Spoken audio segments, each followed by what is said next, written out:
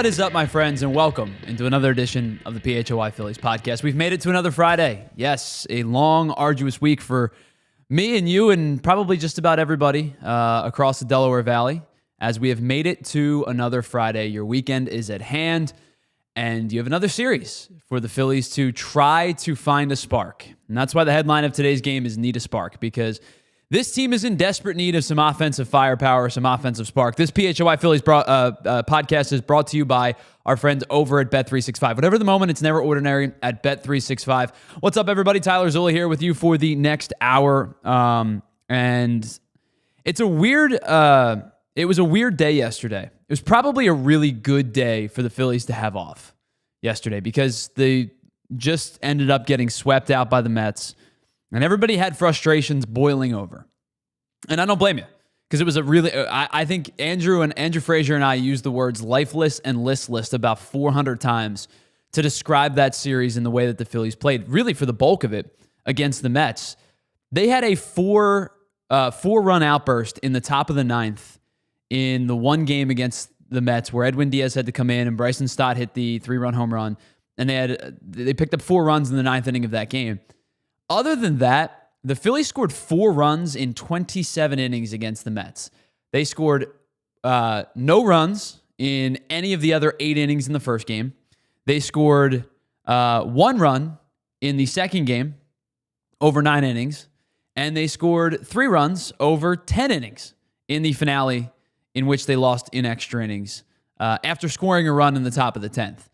So yesterday was a weird day because yesterday I think if it weren't for the NFL draft, the Phillies would have been the ire of a lot of people. There would have been a lot of vitriol, and there was throughout the Monday, Tuesday, and Wednesday portion of the week.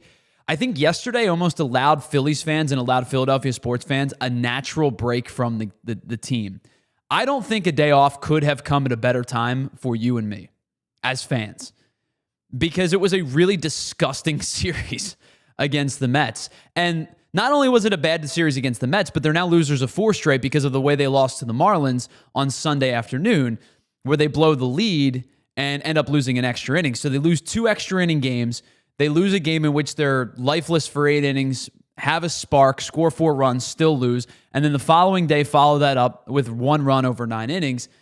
It was a really good time for the NFL draft to happen because it took a little bit of pressure off of the Phillies and it took our minds off of baseball for a night.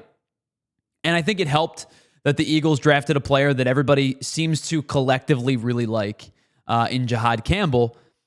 And obviously, we're not going to talk too much football, but I think from a mental standpoint, from a rejuvenation standpoint, from a disconnect and refresh standpoint, the Phillies being off yesterday was like the best thing that could have happened for them. Because if it was just on that day specifically, because if it was just a random Thursday in June and the Phillies were off, the barroom conversations, the group chat text thread conversations that would take place would be fire whoever, would be demote whoever, would be where's the trade, would be who's coming up from AAA. All of those things would have been in full force. And, you're going to jump right back in the saddle today when the Phillies take on the Cubs, a team that's played some really good baseball as of late. I would not be shocked if the Phillies struggle this weekend as well. Now, I think we're going to talk more about the series in general in just a moment. But I think the Phillies actually have a pitching advantage in this series. Both bullpens are really, really bad. Both bullpens have been numerically really bad. But I think the Phillies have a starting pitching matchup, at least definitively on Saturday with Jesus Luzardo starting. And I think you can figure something out between the other 2 games. With that being said, that doesn't give me like a ton of hope considering how good the Cubs offense has been. But let's check back in, and I know we've done this plenty, but let's kind of shift backwards for a moment and talk about the Mets series that was over the last 3 days. And of course, the day off in between yesterday. But let's talk about that Mets series. The Phillies had really no juice. The Phillies had no life. The Phillies struggled in most capacities of the offensive part of the game. And we talked on what was it, Wednesday or Tuesday, excuse me. We talked on Tuesday about the Phillies struggles versus giving credit to the Mets. And I think both things can be true, because the one thing that jumped out to me, and we talked a lot about it on Wednesday as well, the Mets were extremely opportunistic with 2 outs. The Mets scored all 5 runs, all 5 of their runs with 2 outs in a game in the series. They scored 3 of 5 runs with 2 outs on Monday. It was all 5 runs on Tuesday. And then on Wednesday, they were opportunistic again with 2 outs, and then jumped on an opportunity against Jordan Romano in the bottom of the 9th to win the game after the Phillies were able to score a run in the top half of the 9th. The Phillies were not opportunistic. The Mets were. And it doesn't just have to be with 2 outs. You take a look at the top of the 10th on Wednesday in Wednesday's game. So you start with the ghost runner. And in my opinion, that ghost runner should almost always score. And I know I think it's more difficult on the road to score that runner than it is at home. And it's more difficult on the road because of the fact that you're playing for more than 1 run. But if the opposition holds you off the board, they're playing for 1 run. And so in my opinion, as long as you score 1 or less in the top half of the inning, the home team has a distinct advantage. Because what I would do is I'm playing for 1 run in the bottom of the 9th. If I were the Mets yesterday on Wednesday, now granted they didn't do this and ended up working for them. If I were the Mets on Wednesday, what I would have done, knowing I was down just 1 run, I'm figuring out a way to get my runner to third, and then I'm driving that run home. And they didn't need that, obviously, because Pete Alonso doubles, scores the run, and then ends up scoring himself on a base hit that ends up being the walk-off by Starling Marte. But when you're the home team, if you give up no runs or 1 run in the top half of the inning, I'm looking at this at bare minimum, you should be playing another extra inning. Because if you give up 1, you're finding a way to move that runner over, whether it's traditionally with a sac bunt or it is, ground ball to the right side, fly ball to right field. You're looking to move that runner. Now, of course, pitchers are going to try to, if you're right-handed, they're going to try to throw you inside. If you're left-handed, they're going to try to throw you outside because they want you to hit the ball to the left side to keep the ball in front of the runner on second base. But when you only score 1 run in the top of the 10th, as the Phillies did on Wednesday, you are inviting a loss as the road team because the Phillies had an opportunity to pounce for more runs. They did a good job of scoring the first run. Nick Castellanos drives the run in. The problem is they had bases loaded and 1 out. And in that situation, with bases loaded and 1 out in the top of the 10th, knowing the situation that I just laid out, knowing that the Mets are very likely to at least tie the game, you have to come away with more than 1 run. Easier said than done, of course, but you have to come away with more than 1 run. Because after Nick Castellanos singled home Bryce Harper, JT Realmuto walked, you have first and second with 1 out. And then Alec Bohm singles. Ball wasn't hit hard enough to score Castellanos. Because Castellanos had already been thrown out once in the game by Juan Soto, and then Alec Bohm hit the ball almost to the exact same spot, and they weren't going to test it again. So you have bases loaded and 1 out. You have to find a way to score that run. And I understand I'm picking at one thing in a game in which the Phillies weren't great throughout most of the game, but you have to find a way to score that second run. Because as I said, the moment you don't score that second run, you're inviting the opposition, especially as the home team, to win the game. And the Mets did. They took advantage. The ball that Max Kepler hit with 2 outs, I think may have been deep enough to score the run if there was 1 out. But Bryson Stott, who's been ever reliable throughout the last 2 weeks or so, flies out to center field, doesn't hit it far enough to score the run. You have a faster runner. If Johan Rojas is standing on third or Bryson Stott is running, Trea Turner's running, even if Bryce Harper's running because he's just going to go, the likelihood of them scoring may have gone up a little bit. But Nick Castellanos is not fast enough to score on the ball that was hit, not particularly deep, and he ends up flying out to like right center field, Bryson Stott does, and Nick Castellanos can't score. And then the ball that Max Kepler hit down the right field line would have been deep enough to score the run if there were one out, but he flies out with 2 outs. They don't score. That right there was pretty much the end of the game for me because Francisco Lindor is on second. He's advancing just about anyway. And the Mets did exactly what they were supposed to do. As I brought up, you're trying to look to advance the runner. Juan Soto did just that. He grounded out and advanced the runner. Pete Alonso ends up doubling, so it wouldn't have mattered. He would have scored anyway. But Pete Alonso comes up in the clutch, as he has all season long, and as he has for most of his career, and drives a run in. Tie ball game. And then you have a runner on second with 1 out. The Phillies walk Brandon Nimmo. It's the right decision. You're trying to set up the force out. Mark Vientos strikes out. You've got a runner on first and second with 2 outs, and the Mets do damage again. And now, Starling Marte's ball wasn't hit all that hard. It was a bleeder into center field. It found a soft spot, but it was enough to get the job done. And Pete Alonso comes scampering home. They win the game, and the Mets sweep the Phillies. And it was just another example of the Mets being opportunistic and scoring with 2 outs. And so it was just a culmination of things throughout the week that were really frustrating. I think you have a right to be frustrated at the bullpen. You have a right to be frustrated at the fact that your 2 through 5 hitters did not step up when you needed them to. You have a right to be frustrated at the fact that the Mets played way better baseball than the Phillies did over 3 games. And right now, the Mets are playing better baseball throughout the season. Started off slow, obviously. The Phillies and the Mets were on a really similar trajectory early in the season. We're winning some games. Starting pitching was really good. Neither team was hitting with runners in scoring position. And the Phillies kind of jumped out of that a little bit when they played the Marlins, took advantage of bad teams and bad pitching. But they kind of took advantage of that a little bit, but jumped out of it and felt like they maybe were heading back on the right track.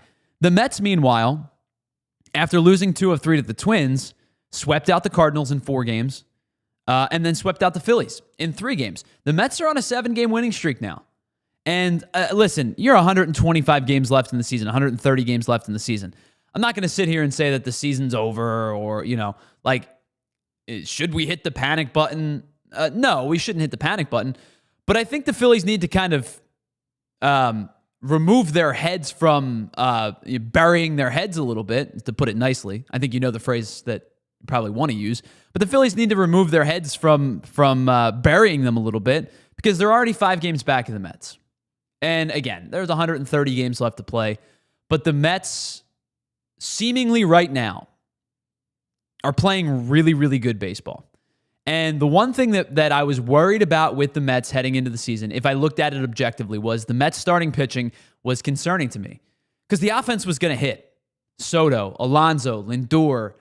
You guys know I've talked about how much of a Mark Vientos, I don't want to say fan because I hate the Mets, but I admire Mark Vientos' game. I think he's going to become a really, really good player. All those guys they're going to have success offensively. It's a good offense. The one thing that worried me heading into the season, if I were a Mets fan, would be their starting pitching. And so far, they've had the best team ERA in baseball. Heading into the series, it was 2.35. I bet you it's probably just around the same now, but it was the best ERA in baseball. They had the best starting rotation ERA in baseball. Their bullpen has been excellent so far. And a lot of that is due in part to, the pitching's been good throughout most of the year, but now the offense is getting timely hits, and it's why all of a sudden the Mets went from 11-7 to 18-7. They also have, and this is not to discredit them, but they have had the benefit of playing 13 of their first 25 games at home, which is, I guess, I shouldn't really say the benefit. That's just about half. They're 12-1 at Citi Field.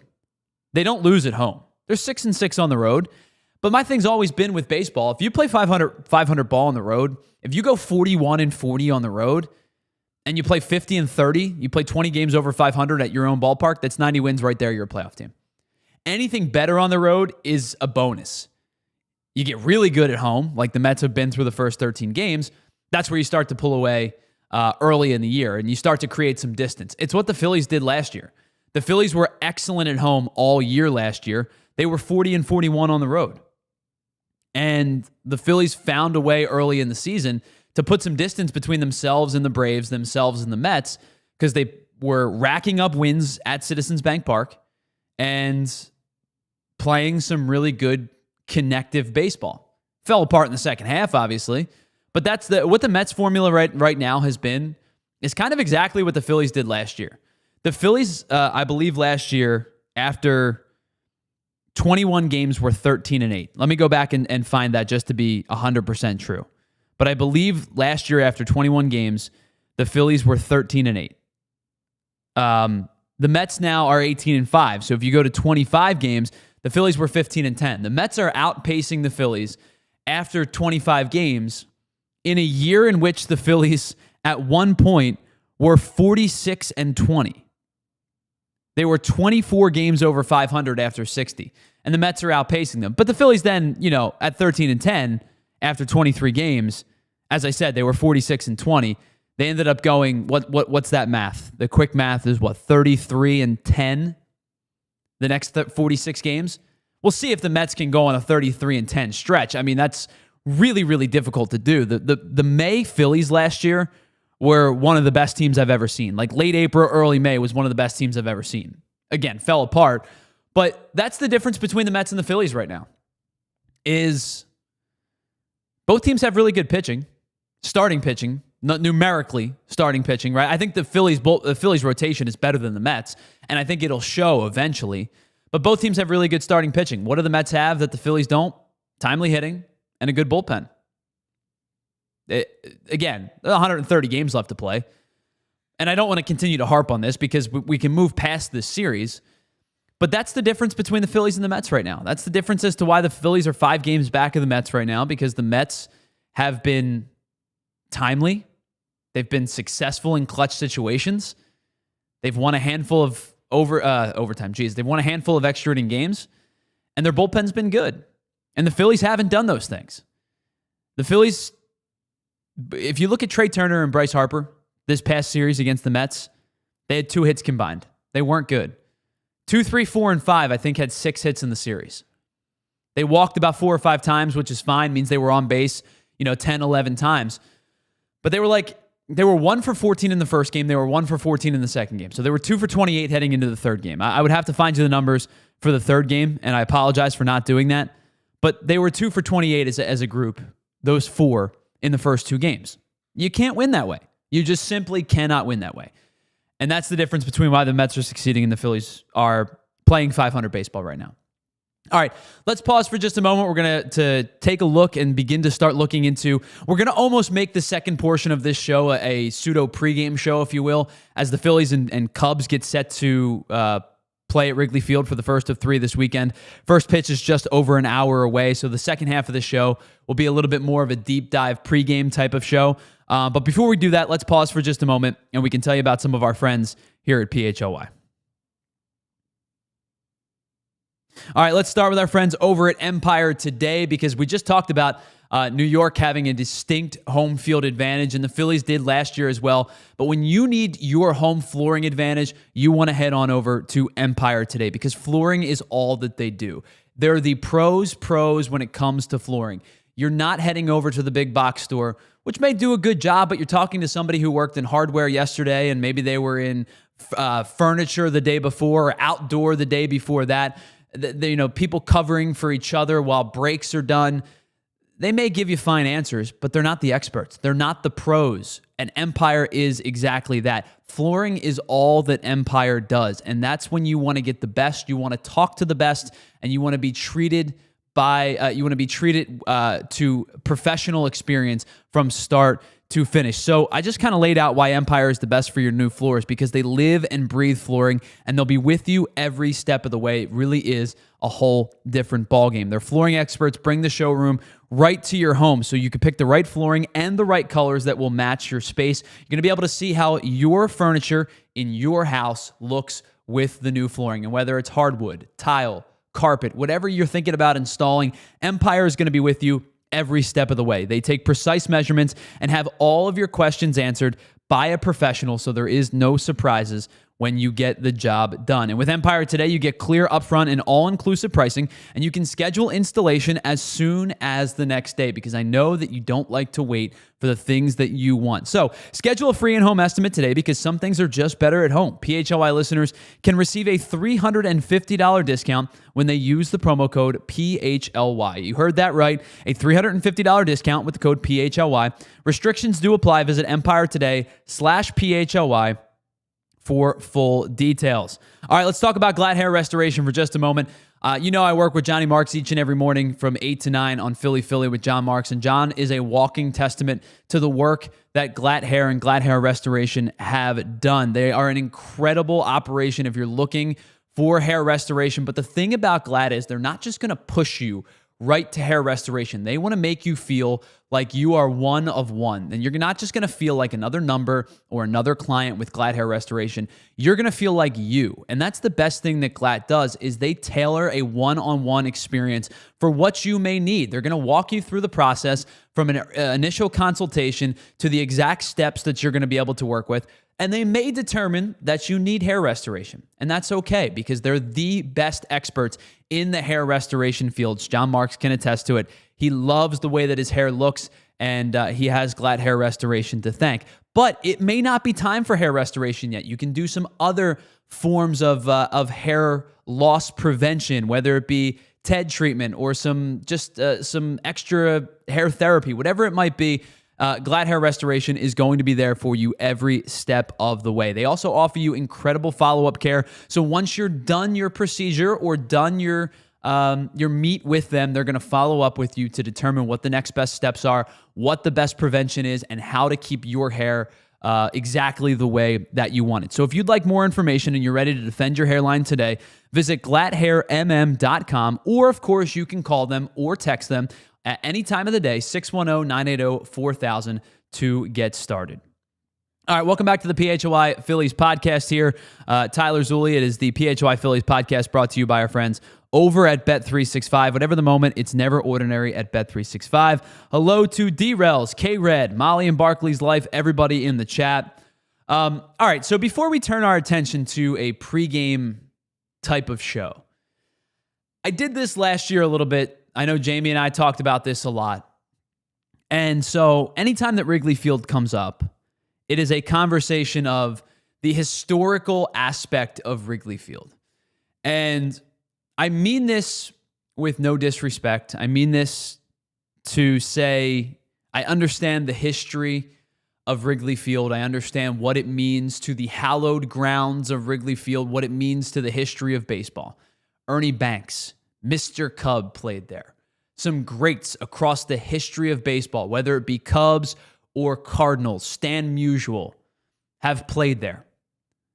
The best baseball players of all time have stepped foot on Wrigley Field. So I mean this with no disrespect when I say this to Wrigley Field, but I am somebody who likes, when I go to the ballpark, Joey and I were actually talking about the ballpark experience before the show started today, and what the ballpark experience means for baseball, because it's such a different feel. But when I think about the ballpark experience, I like the modern day feel of the newer ballparks, if you will. And people go, Tyler, you love the game of baseball. You respect baseball history. It's all true. I live and breathe this game. It is a game that has given to me more than ever I can repay it. Whether it be life lessons, whether it be relationships, I've spoken pretty candidly about what baseball means to the relationship between me and my dad, what baseball means to the relationship to me and some of my best friends in the world, what I hope baseball means to the relationship between me and my son, and what it means to me and my wife. It's one of our big bonding things is the game of baseball and softball. Baseball has given to me more than anything I could ever give back to baseball. With that being said, I just like the modern day feel of some of the newer ballparks. They're more comfortable. There's more amenities. And when I go to a football game or I go to a hockey game, I sit in my seat, I watch the game, and I am intently looking on the game. The example I gave to Joe right before the show started was, if I go to a Flyers game, I go to Wells Fargo Center, I sit in my seat, the puck drops, and I am laser focused on the ice for 20 hockey minutes. And then the horn blows, and they go to the locker room for intermission. And I get up, I go to the bathroom, I get a bite to eat, I walk the concourse. But when you go to the Wells Fargo Center, it's a concourse. And the same can be said for really any arena. It's a concourse, there's some concessions, there may be a couple games. I know there's like Pop-A-Shot and stuff like that. But it's a concourse. When I go to an Eagles game, I sit in my seat, I watch the first quarter, I watch the second quarter. Sometimes there's a halftime show, but I'm there to watch the game. And I'm not to say that I'm not there to watch baseball, because if you've ever been to a game with me, you likely don't get an opportunity before the game to do much walking the concourse. But the thing about baseball is that it has a more leisurely pace to it. And it has a ability to get up out of your seat, to walk to take a lap, if you will. I took a lap at Nationals Park on opening day. That stadium sucks. I'll be point blank honest with you. I hate that stadium. It didn't have a whole lot of life to it. When I walk Citizens Bank Park, there's something new that I see every time. And whether it be pregame or if I take an inning to take a lap, there's always something to do and see. And so I like the modern feel of a ballpark, because the experience of ballpark going is different than any other sport. I've never been to Wrigley. I've never been to Fenway. The history there is probably enamoring. And I'm sure I could do the lap and see all of the history that's taken place. But there is almost an uncomfortable feel to those stadiums. Older seats. The wooden seats at Fenway in some capacity are kind of discouraging. Like I always use Fenway and Wrigley combined, and maybe they're not entirely fair to combine the two, because I would rather the bleacher seats of Wrigley than the old school seats of Fenway. And the thing with Fenway, more so than Wrigley, because I've not heard the complaints about Wrigley that I have about Fenway, the old seats kind of facing the wrong way. Not the wrong way, but not directionally to the field is kind of frustrating. And then, of course, as K-Red points out, right, you get obstructed views. Because the way that those stadiums were built at the time, there's just a pole sitting in the middle of an aisle, or there's a pole holding up the upper deck. And that's just how they were built, right? That's how structurally they were built. They don't have the awning, the downward sloping awning that newer stadiums have the ability to have. And so I just have this weird preference, even with the love for the game and the love for the history of the game. I would rather see a game at Petco. I would rather see a game at PNC. These are places that I've not been, because I adore Citizens Bank Park. I adore Camden Yards, as Molly and Barclay's Life points out. I adore those stadiums. But of the stadiums I've not been to, PNC is high on my bucket list. Petco is high on my bucket list. Some of the newer, almost spaceship-looking stadiums, Texas, I'd love to get to. It's not Minute Maid Park anymore, whatever Houston calls their ballpark now, I'd really like to get to. There's just a feel to me of it's not a disrespect to the old ballparks, again, because of the history of everything that's happened there. But I think I like a little bit more modernity to the stadium. So I know we've had this conversation before, but let me ask you in the chat, what's your take on the older ballparks? And we'll open it up to conversation. Jonathan, welcome. Yes, the Mets absolutely obliterated the Phillies this series. And the Mets have done a really good job of beating up on the Phillies for basically 2 years now. They're 8-2 in their last 10 against the Phillies, including 3 of 4 in the NLDS. The Mets have owned the Phillies. And I asked this question the other day as we kind of turn our attention back to the baseball conversation at hand. I asked this question the other day to a couple of different people during our live stream. Is 10 games enough of a sample size to say a team owns another team across baseball? If I ask that question in football, the answer is definitively yes. Because at the bare minimum, you're talking about 5 seasons. Now, playoffs included, you might be talking about a little bit less. But like, if I asked you, do the Eagles over 10 games own the New York Giants? I think the answer is definitively yes, right? The Eagles have shown over the years that they have owned the Giants. Now, the Giants have been pretty historically bad the last 5 or 6 years. They made the playoffs the one time, but got beat by the Eagles.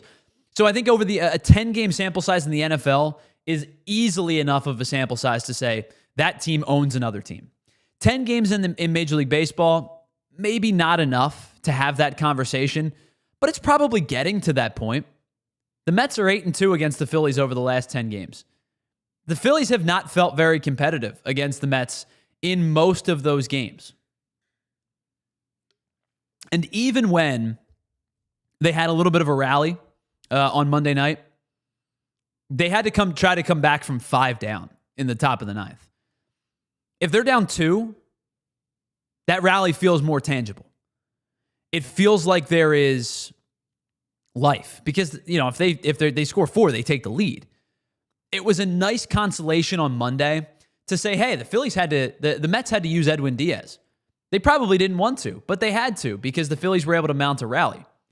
If you use that as a tool to win the next game, then it has some tangibility to it. But if you say the Mets had to use Edwin Diaz in the 9th and nothing came of it. Nothing came of it. They scored 1 run the next night. Then it has no merit because Diaz didn't need to throw. The Mets bullpen was able to kind of front load and use its lower leverage guys. And you don't have to worry about it, right? So like there was nothing that gave me hope in that series after the fact that they got pretty much crushed in game 2 after what felt like a at least moral victory in game 1. So like they don't win game 1, but you say, okay, scored 4 in the 9th. Diaz had to pitch. Bryson Stott put a good swing on the ball. It was really unfortunate that Bryce Harper and Trea Turner came up and had such bad at-bats because there would have been some like flair for the dramatic if one of those two guys could have gotten on.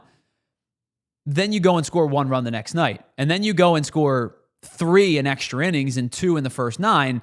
And there really wasn't any merit to the Phillies offense. We'll see what happens. Maybe they're able to turn it around this week against the Cubs. But the one thing I know about the Cubs is they score a lot of runs.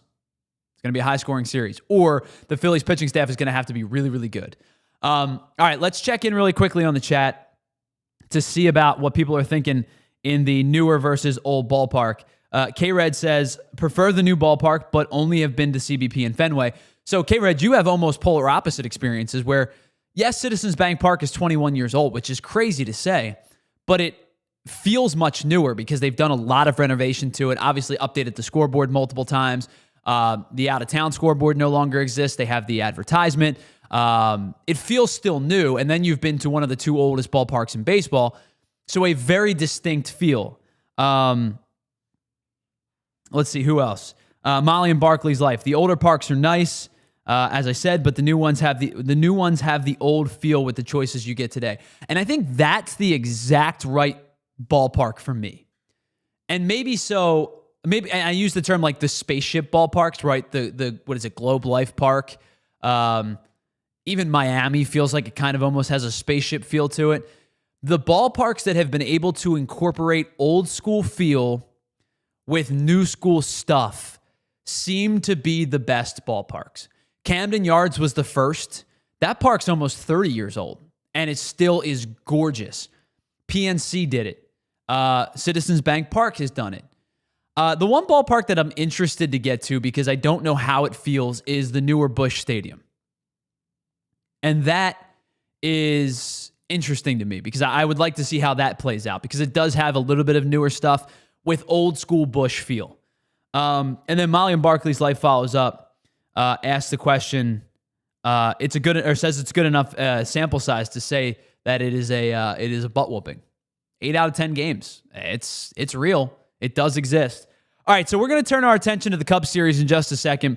The last 25 minutes or so of this show is going to be more of a pregame show than it will be a look back because we've looked back enough on the Mets series over the week. We had an in-game show. We had a post-game show. We talked about it on Wednesday with a rare live Wednesday show, at least for what we've been doing so far.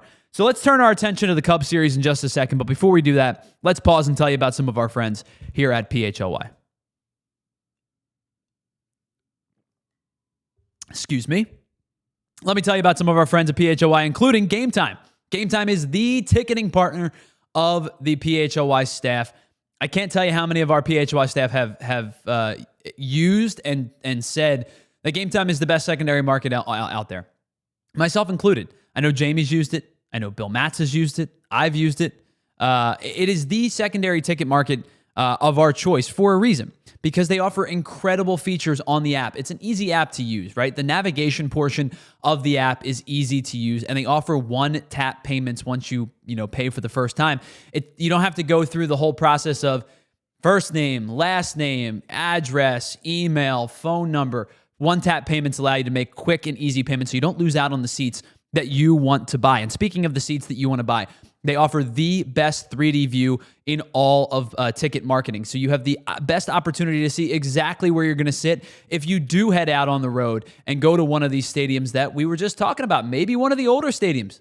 Listen, there can't be anything worse. I've said this before. I have a buddy who grew up in the Boston area, is a diehard Red Sox fan, and he and I have talked about getting up to Boston to go see a game at Fenway for years. And we haven't done it yet, but we will do it soon.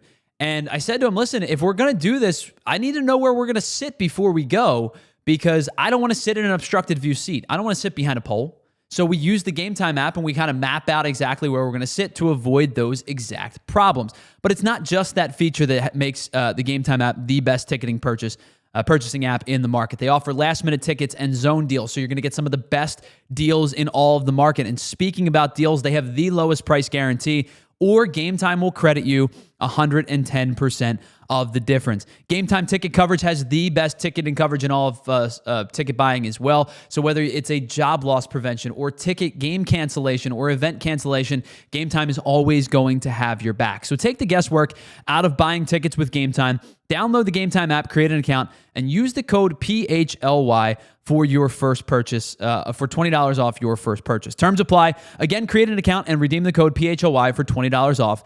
Download the Game Time app. Last minute deals, lowest prices, guaranteed.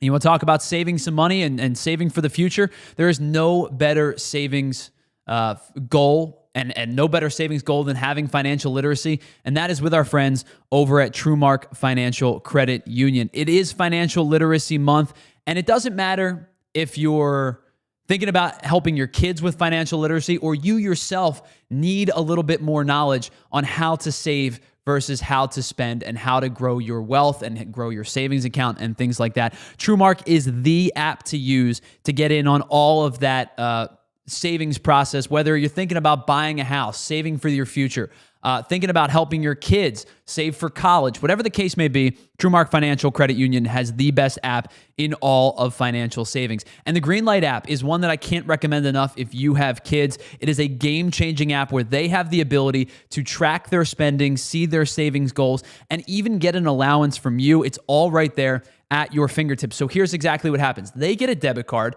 so they're able to spend the money, feel like an adult, learn what it means to make purchases, learn what it means to spend some money, and you have the ability to control the finances. You can add to the account. You can say, hey, you can use it here and there, but not here. Don't go over this amount of spending.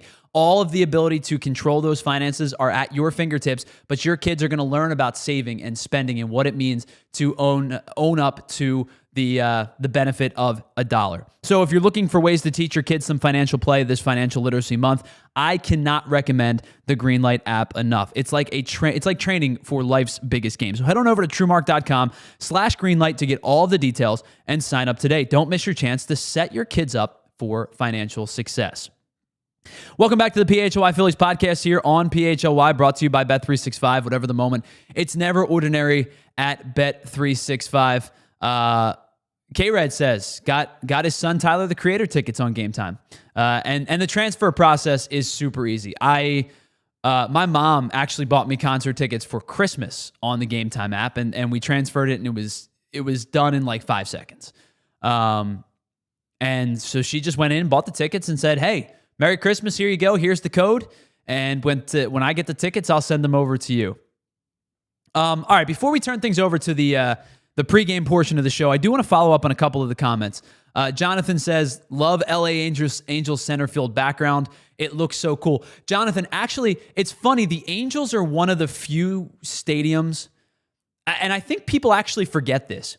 Angels Stadium, I believe, is now the 4th oldest stadium in all of baseball. So it's Fenway and Wrigley, and I think there's one more, and then it's Angels Stadium. It's almost 60. It's definitely over 60 years old. Actually, I'm sorry, it's almost 60 years old. It'll be 60 years old next year. So it's Fenway 1912, Wrigley 1914, Dodger Stadium 1962, and then Angel Stadium was built in 1966. So Angel Stadium, and then actually the next one that was built in 1973, Kauffman Stadium, is kind of the same way. They've done a lot of major renovations at Angel Stadium and at Kauffman in Kansas City for a new feel to an old ballpark. And Kauffman kind of has the same thing. They've done the outdoor open concept in the outfield where center field has the openness to it, whereas Angel Stadium has the rocks with the waterfall. They've done a lot of really cool renovations on those two stadiums to make them feel like they're much newer than what they are. Because, again, Kauffman's 52 and Angel Stadium is 59. Angel Stadium is going to be 60 years old next year. That's crazy to me. But those two stadiums are really, really cool. They are the kind of almost trendsetters of the old ballpark made new. And then Andy says, sorry, Joey, if you could put this up on the screen because my eyes are not good. Andy says, "There's something about the atmosphere of a neighborhood ballpark that connects the history of the game and the country with the fans. It's special and something no other experience can duplicate." Andy, you're 100% right.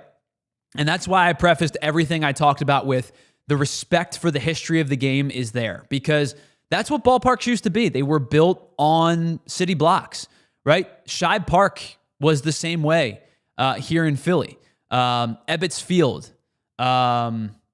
I'm trying to think of some of the older, the one in Detroit that is escaping me. I apologize. I'm going to look it up because now I want to know. The one in Detroit was it Corley? I want to say Corley for some reason. But anyway, it doesn't matter. My point being is, like, the old school, ballpark on the corner of the city block is really, really cool. Because you see it, like, people go outside Wrigley and, like, scoreboard watch, right? And that's how people found out about scores of games sometimes. They would stand outside of Wrigley or Fenway and watch the scoreboard get updated by hand, by the way, which it's super, super cool. Maybe it was in Tiger Stadium. I don't know why I'm thinking about Corley. I don't even know what that is. It doesn't matter. Yeah, it's just Tiger Stadium. I don't know why I said Corley. Yeah, it's just Tiger Stadium. Anyway, where were we? Oh, yeah, the old school feel of, like, walking into the ballpark off the street has merit, no doubt. I'm talking more about the internal feel of the stadium. That really is where I kind of fall off. All right, so let's get into the pregame show portion of today's show, because the Phillies get set to open up a 3-game series with the Chicago Cubs at Wrigley Field, losers of 4 consecutive games. And the Cubs, meanwhile, have won, are 16-10. They are coming off a 2-game series sweep over the Dodgers, and they've won 4 of their last 5. And so for anybody that hasn't gotten a chance to watch the Cubs play a lot, which is understandable, the Cubs are mashing right now. They are hitting the cover off the baseball at a really ridiculous clip. They are number 1 in baseball across all of Major League Baseball in runs per game. They have scored 6.27 runs per game, which is nearly eight tenths of a run per game more than the team that's behind them, the New York Yankees. They have scored 26 more runs than the Yankees have so far this year. Now, granted, they had the extra series against the Dodgers, but the Cubs have done nothing but mash. The Phillies, meanwhile, have lost 4 consecutive games. And really, let's call it for what it is. The Phillies should not have 4 straight losses. The Phillies should have 3 straight losses. They got outright beat by the Mets. They got outplayed in all 3 of those games. The Mets were the better team in all 3 of those games. The Phillies should have gotten swept in New York. The Phillies should have swept the Marlins before that series was over. And not to say that the difference between 13-12 and 14-11 is outstanding, but I think you could say Phillies swept the Marlins, went up to New York, got swept, really didn't gain or lose any ground. They're still 3 games over 500. They went from 11-8 to 14-8 to 14-11 if they would have beaten the Marlins. And I think you would be able to say, okay, they're 4 games back of the Mets. They're 3 games over 500. And then you could look at the Major League Baseball standings and see how many teams are hovering right around that 3 games over mark or less, right? In between 500 and 3 games over, which the Phillies still are at 13-12. But like the Yankees lead the AL East at 15-10. The Tigers lead the AL East at 15 or the AL Central at 15-10. The Mariners are tied for the NL West at 14-11. The Cubs are 16-10. It just so happens that 2 of the 3 best teams in baseball right now are the Padres leading the West. The West has been excellent, and the Mets leading the East. And so they would, even if they were 4 games back, you'd still feel like they were distanced because they got swept. But 14-10 or 14-11, you could say, you swept the Marlins, got swept. You didn't gain or lose any ground in terms of your 3 games over 500. So I think a lot of people, as Molly and Barkley's live points out, a lot of people are pissed off at the fact that they're on a 4-game losing streak as opposed to a 3-game losing streak. All right, but let's get back to the Cubs for a second. As I said, they're averaging over 6 runs per game. I mean, they are just absolutely mashing right now. But it's not just the fact that they're averaging 6 runs a game. They've scored 6 or more 15 times this year already. They've played 26 games, and they have scored 6 or more 15 times. They do not relent. They do not let up. And they have been battle-tested. They've played the Dodgers twice already to start the year so far. They lost the first series. They come back and win the second series. They've played the Diamondbacks, a team that's 14-11. They've played the Padres, a team that is 17-8. And excuse me, I lied. They've actually played the Dodgers 3 times already because there was a 3-game series against the Dodgers. They were 2-1. They've played the Texas Rangers, who are tied for the division lead in the American League West. So here's the teams that they've played so far. The Dodgers thrice. I just like using that word. Dodgers thrice, 3 times. The Dodgers are 16-9. They've played them 3 times. The Arizona Diamondbacks, who are 14-11, they've played them. The San Diego Padres, who are 17-8, they've played them. The Texas Rangers, who are 14-11, they've played them. Those are the teams that they've played. And the Oakland A's, excuse me. And they played the Oakland A's, who are 12-13. The A's are the worst team they've played, and they're a game under 500. And if you've kind of followed in on the A's so far this year, the A's have had a couple of games where they've gotten absolutely crushed, and then they've had a couple of games where they've done some crushing. They crushed the White Sox twice. It's a lineup that can score when they need to. The point being is, the Cubs are 16-10 and are scoring at a torrid rate and are playing some really good teams. This is a good Cubs team. They're resilient. Now, we're going to talk about the Cubs pitching in just a second because the Cubs have also given up quite a few runs. But the Cubs team offensively is just scoring at a torrid pace. And it's not just the fact that they've scored 6 runs 15 or more times. They've scored double digits 7 times this year already. Like, to have gone 10 or more 7 times in your first 26 games is just mind-boggling. The Phillies, meanwhile, have done it once. They've done it twice. They scored 11 off of the Nationals in Game 2, and they've scored 11 against the Marlins this past weekend where they had to cling for dear life and win that game 11-10. The Phillies have not scored, so they've actually, at this point, are 4 runs under in terms of run differential. They've scored 111. They've given up 115. And we've talked about the difference in the way that they've played at home versus the way they've played on the road. And the 9-4 record at home versus the 4-8 record on the road has been easy to see. But in the 13 games at home, they've scored 69 runs. In the 12 games on the road, they've scored 42. A substantial difference at home versus on the road. And now they're heading to Wrigley Field, where to go face a team that does nothing but put up runs at home, or put up runs in general, but, put up runs this year at home at a pretty early historic clip. And in fact, we'll find you that number in just a second. So far, we'll get to that number in a moment. But anyway, the point is they've scored a ton of runs this year so far, and their offense is mashing. And obviously, when you score runs, that's gonna it's bound to happen. They lead the league in hits. They're tied for third in home runs. They're tied for fifth in doubles. They've drawn the third most walks in baseball. And because of all of this, unsurprisingly, they have the best average in baseball. They have the best OBP in baseball. They're tied for first with the best OPS, and they're second in slugging, only to the New York Yankees.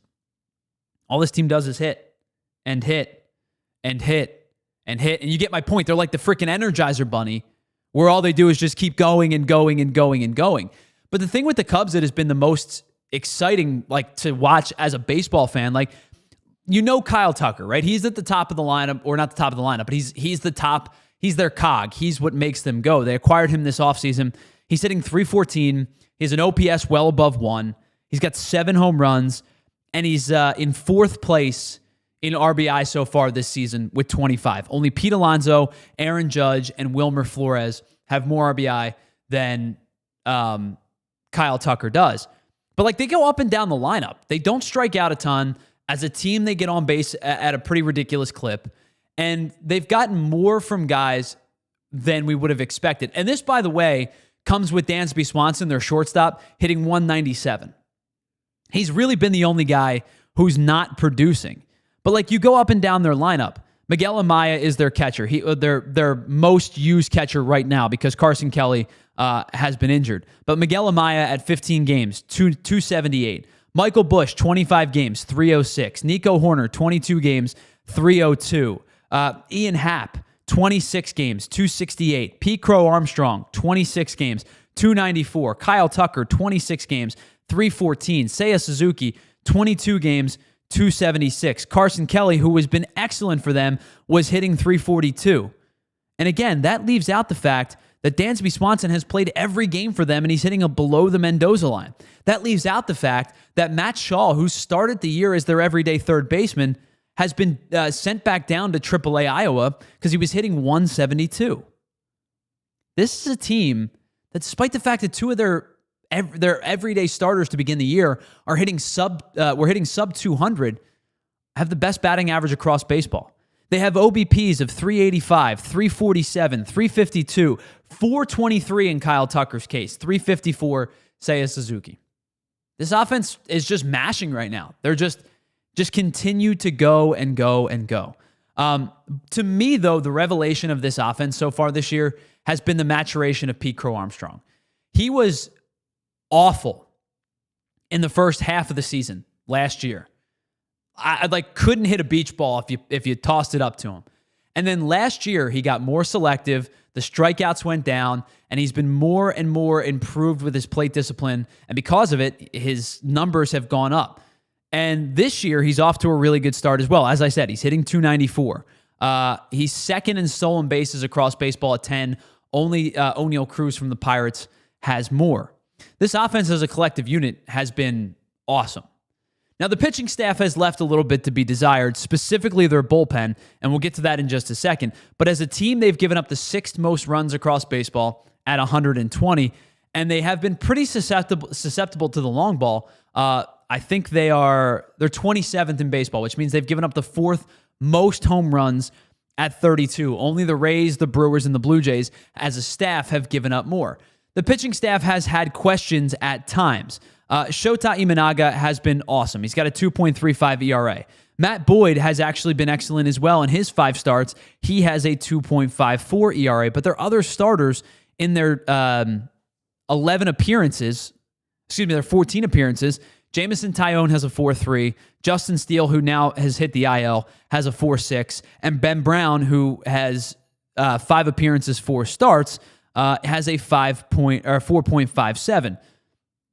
Colin Rea, who's since moved into the starting rotation, who's starting today for the Cubs, has a 1.32, but he's not stretched out just yet. He's only gone into the 5th once so far in his 2 starts, and he went 3 2/3 and 4 2/3. He's not entirely stretched out just yet. So I don't think he's going to get you more than 5 innings today. I think that would be a win for the Cubs if he goes 5 innings. But their starting rotation outside of Imanaga and outside of Matthew Boyd hasn't been particularly strong. And then it's really the bullpen that has struggled, much like the Phillies. The Phillies bullpen has a 5.7 ERA. Only the Phillies, the Washington Nationals, and the Milwaukee Brewers have worse bullpen ERAs than the Chicago Cubs' 5.16. As a bullpen, they've given up the most hits, they have the 5th most walks, and have the 4th worst bullpen whip across baseball. If the Phillies are going to win this series, they're going to need good starting pitching. I inherently trust Jesus Luzardo. We'll see what happens with Taijuan Walker today, coming off of the shortened start because of the shoulder thing. And then you've got Aaron Nola, who hasn't won a game yet this year. He's 0-5. If the Phillies are going to win this series this weekend, they are going to need excellent starting pitching in at least 2 of these 3 starts. I'm expecting it from Luzardo. Who do I get it from between Walker and Nola? Because if you can get to the Cubs bullpen and you can get to the 2 starters not named Colin Rea, who are starting later in this series in Jameson Taillon and in Ben Brown, who, by the way, the Phillies traded to get David Robertson a couple seasons ago. If you can get to those 2 guys, if you can get to their bullpen, I think you can score some runs on this Cubs team. As I said, they've given up a ton of runs so far this season. It's a matter of getting to being able to keep up with their offense. Really quickly before we get out of here, I'll give you those run totals they've given up.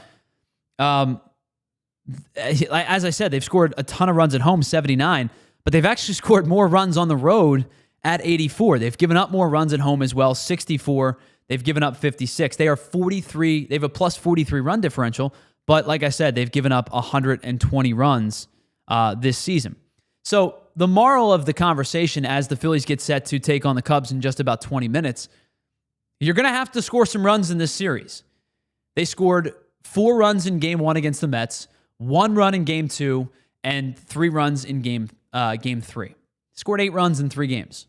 That's less than 3 runs per game. And as I made mention, if you take out those 4 runs that they scored in the top of the 9th against the Mets in Game 1, really it's significantly fewer runs. It's 3 plus 1. It's 4 over 27 innings pitched. They're going to have to score runs against the Cubs to be sustainable in this series. The Mets have the Washington Nationals this weekend. The Nationals, who I've talked about, are a scrappy bunch. They're 11-14. They're more difficult to beat until you get to their bullpen, which stinks. But they've put together a good unit, a good collection of young talent. James Wood, C.J. Abram, Dylan Cruz has struggled to start the year, but I think he'll find it. Mackenzie Gore is turning into an ace. Mitchell Parker's pitched well. But the Mets have an opportunity at hand to, if they take 2 out of 3, they'll be 20-8 after their first 28 games. I'm not, again, we're 130 games into this. I'm not going to overreact. I'm not going to hit the panic button. But I do think the Phillies offense needs a recharge. They need a reset. They need a spark from somebody. And I think it has to come from the middle of your order. As we talked about earlier in the show, Trea Turner and Bryce Harper were 2 for 28 in the first 2 games. Trea Turner, Bryce Harper, Nick Castellanos, and Kyle Schwarber were 2 for 28 in the first 2 games. That's just not enough to get the job done. The Phillies have gone back to their kind of expected lineup that they've been using against right-handed pitching. It'll be Bryson Stott leading things off, playing second base. Trea Turner and Bryce Harper. Kyle Schwarber will hit fourth, excuse me. Nick Castellanos will hit 5th. Max Kepler 6th. JT Realmuto will catch and hit 7th. Alec Boehm 3rd and hit 8th. Johan Rojas will bat 9th, and he will be in center field. Meanwhile, for the Cubs, we'll get their lineup to you in just a second. The Cubs will send out Ian Happ starting in left. Kyle Tucker will be in right. He'll bat second. Seiya Suzuki, the DH, bats third. Michael Busch bats fourth and plays first. Dansby Swanson, short, bats fifth. Nico Horner, sixth, second base. Pete Crow Armstrong, seventh, will hit seventh, plays center. Carson Kelly is back in the lineup tonight. He will hit eighth. And then John Birdie will play third for the Cubs. And by the way, just wanted to let you know, this one came down about 10 minutes ago. First pitch has been delayed due to inclement weather in the area. Wrigley Field has updated that. They will share updates as they become available. So this one is not going to start on time. As we said, it was a 2:20 start. It will not start on time. So we will keep you updated on Twitter when we know, and the Phillies will keep us updated on Twitter as they know. So big thanks to everybody in the chat today. Molly and Barkley's Life, K-Red, D-Rels, everybody that was hanging out. Jonathan, Mets fans, even if you don't mind, before you get out of here, you can talk as much as you want, talk as much crap as you want, because the Mets crushed the Phillies this week. As long as you just do me a favor and drop a like and hit that subscribe on your way out. We'll be back live on Monday from 1 o'clock for a 1-hour show. We will recap this Cubs series, and we'll start to take a look at next week's series as they get ready for the Washington Nationals and the Arizona Diamondbacks. Reminder, next Wednesday, we will go live next Wednesday as we go back to 3 days a week, Monday, Wednesday, Friday, for an hour each of those podcast shows. We'll talk to Bob Cooney at 1:30 on Monday as he'll get an opportunity to chat with us before he heads down to the ballpark Monday evening. So a big thank you to everybody in the chat. Big thank you to Joey for producing today's show. Enjoy your weekend. I hope the weather cooperates for us. I think we're getting a little bit of rain on Saturday, but enjoy your weekend. Phillies and Cubs will get started sometime this afternoon. Enjoy Phillies baseball. Hopefully a little bit more competitive of a series against the Cubs than it was against the Mets. And we'll talk to you on Monday. See ya.